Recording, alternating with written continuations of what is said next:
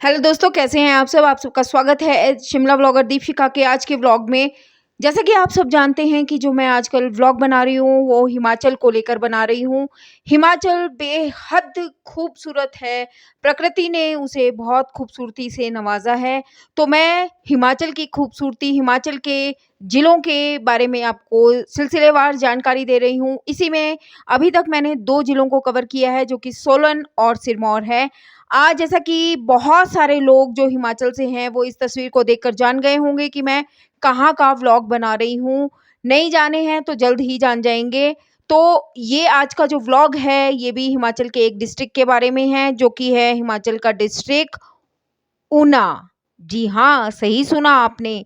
हिमाचल के डिस्ट्रिक्ट ऊना के बारे में आज मैं आपको अपने व्लॉग में पूरी जानकारी देने जा रही हूँ। होप आपको ये व्लॉग पसंद आएगा और आप इसे ज़रूर एप्रिशिएट करेंगे। बहुत मेहनत से मैंने ये आपके लिए व्लॉग बनाया है। चलिए ऊना ज़िला के बारे में थोड़ी-सी जानकारी आपको देती हूँ। ऊना हिमाचल प्रदेश का एक ज़िला है जो कि दक्षिणी पश्चिमी भाग में स्थित है।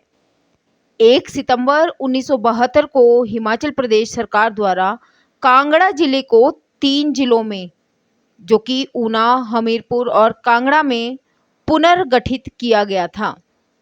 ऊना के प्रसिद्ध स्थानों में है एक शक्तिपीठ जिसे माँ चिंतपूर्णी के नाम से भी हम सब जानते हैं, और प्रत्येक वर्ष बहुत दूर-दूर से यहाँ पर लोग आते हैं। पंजाब से निकटता होने के कारण यहाँ पर पंजाब के लोग बहुत अधिक संख्या में पहुँचकर माता के दर्शन पाते हैं।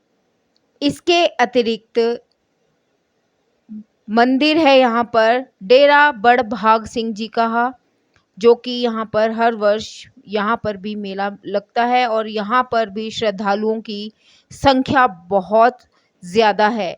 इसके बाद स्थान आता है डेरा बाबा रुद्र जी का, जो कि बहुत खूबसूरत है, स्थान है।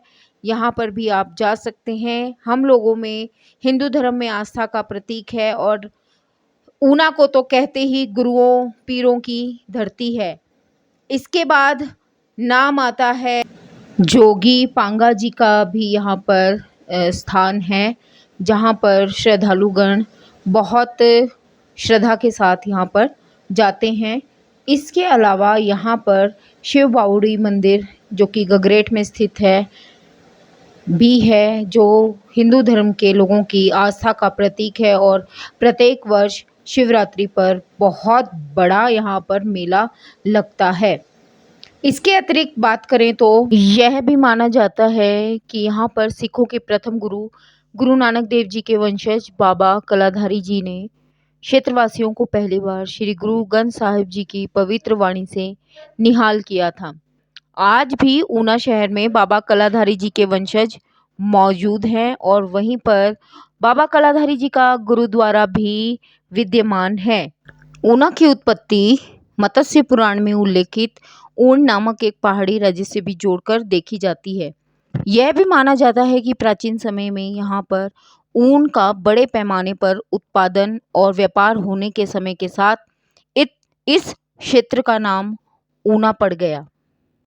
ऊना जिले के अस्तित्व में आने के बाद यहाँ पर ऊना महोत्सव होता है, जो कि पूरे जिले के लोगों को आकर्षित करता है। आज यह सोनभद्र महोत्सव के नाम से जाना जाता है। इसके अतिरिक्त महतपुर, जो कि ऊना डिस्ट्रिक्ट में ही आता है, और इसके बाद आता है गगरेट और साथ ही आता है टाहलीवाल।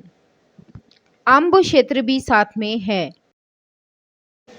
ऊना शहर, जो कि जिला मुख्यालय भी है, यह स्वां नदी के किनारे स्थित है, जो कि सतलुज नदी की सहायक नदी यानी कि ट्रिब्यूटरी नदी कहलाती है। चलिए quick recap about district Una. जिला बना 1972 में, मुख्यालय रहा इसका ऊना। यहाँ का कुल क्षेत्रफल है 1540 वर्ग किलोमीटर। यहाँ का जो विधानसभा की सीटें हैं वो 5 हैं और इसका लोकसभा जो क्षेत्र लगता है वो लगता है हमीरपुर।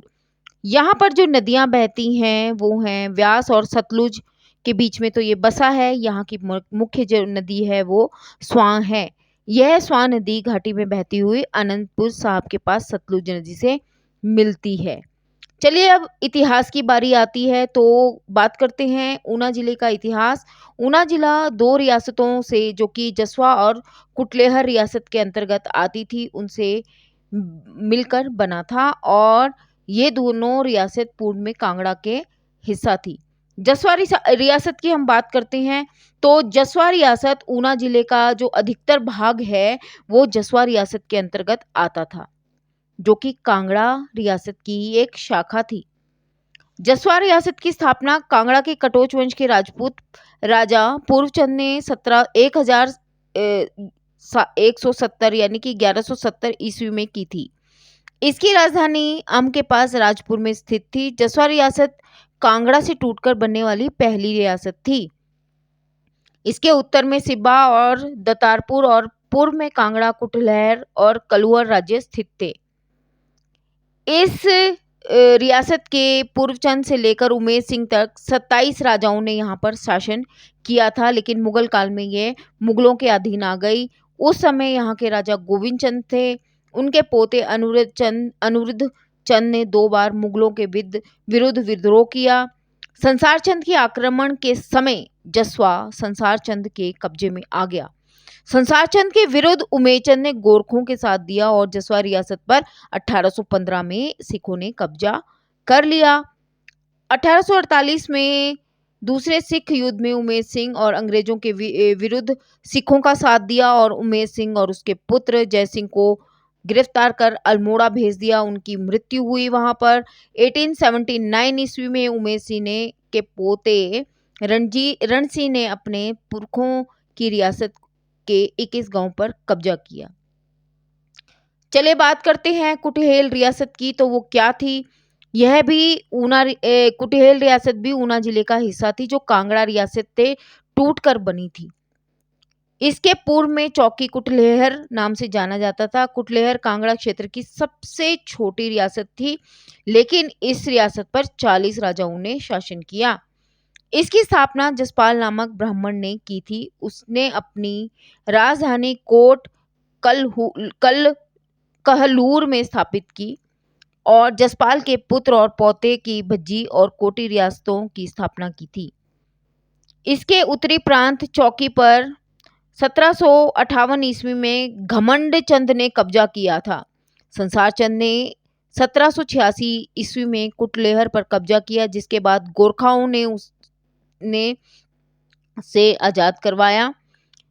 1809 ईस्वी में राज्य को सिखों के अधीन आया और राजा नारायण पाल ने 1825 ईस्वी में रणजीत सिंह से कोट बालवाह किले के लिए युद्ध किया। कुटलेहर रियासत का अंतिम राजा बृजमोहन पाल था। बेदी विक्रम सिंह ने 1848 ईस्वी में अंग्रेजों के विरुद्ध विद्रोह किया और बेदी सुजान सिंह ने ऊना शहर को 1848 ईस्वी में पुनः बेदी शासन के अधीन ले आए। स्वतंत्रता संग्राम में ऊना में 19 मई 1857 को विद्रोह भड़का। ऊना जिले के सर्वप्रथम 1905 ईस्वी में बाबा लक्ष्मणदास आर्य ने स्वाधीनता आंदोलन में प्रवेश किया। उन्हें 1908 में गिरफ्तार कर लाहौर जेल भेज दिया गया।